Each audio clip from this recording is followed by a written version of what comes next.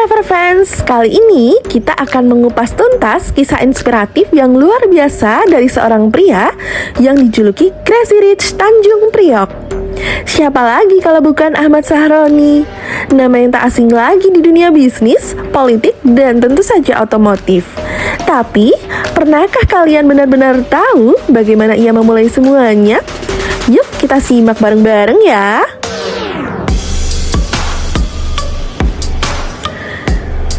Kisah ini dimulai bukan dari sebuah keluarga kaya raya, melainkan dari perjuangan hidup yang keras di ganggang sempit dan padat di Tanjung Priok. Saat kecil, Sahroni tidak bisa menikmati kemewahan seperti anak-anak pada umumnya. Ia justru harus membantu ibunya yang berjualan nasi Padang. Fakta yang mungkin mengejutkan, Sahroni bahkan pernah tidur di dalam gerobak tempat ibunya berjualan. Ini bukan sekedar cerita, melainkan kenyataannya membentuk karakternya. Di usia muda, ia sudah terbiasa dengan kerasnya hidup. Ia melakukan berbagai pekerjaan serabutan, mulai dari tukang semir sepatu, ojek payung, hingga penjual es campur. Setiap tetesan keringat yang ia keluarkan adalah modal pertamanya yang bermimpi lebih besar. Ia melihat setiap pekerjaan kecil sebagai pelajaran berharga, bukan sebagai beban. Titik balik pertama dalam hidupnya datang saat ia memutuskan untuk menjadi sopir. Namun, bukan sembarangan sopir. Ia adalah sopir tembak atau sopir lepas yang gajinya jauh dari kata layak. Ia sering tidur di dalam mobil dan makan seadanya.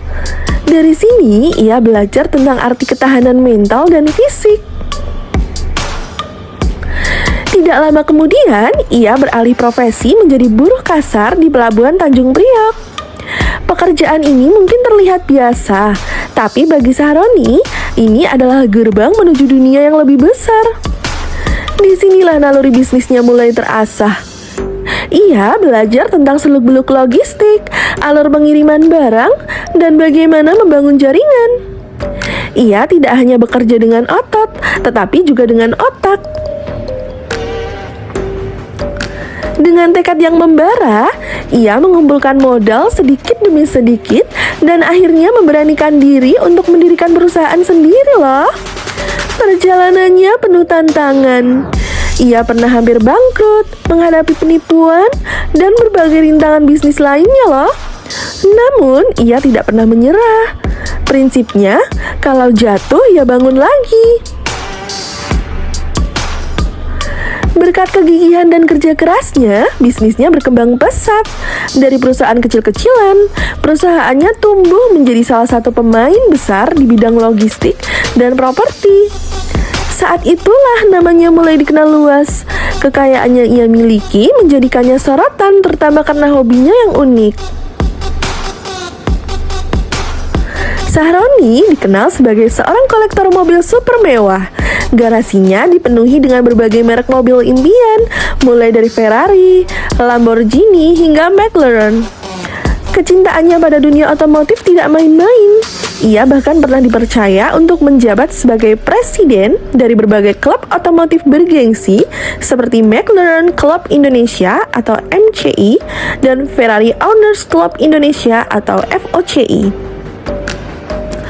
Julukan Crazy Rich pun melekat padanya, bukan hanya karena harta, tetapi juga karena caranya yang unik dalam berinteraksi dengan publik.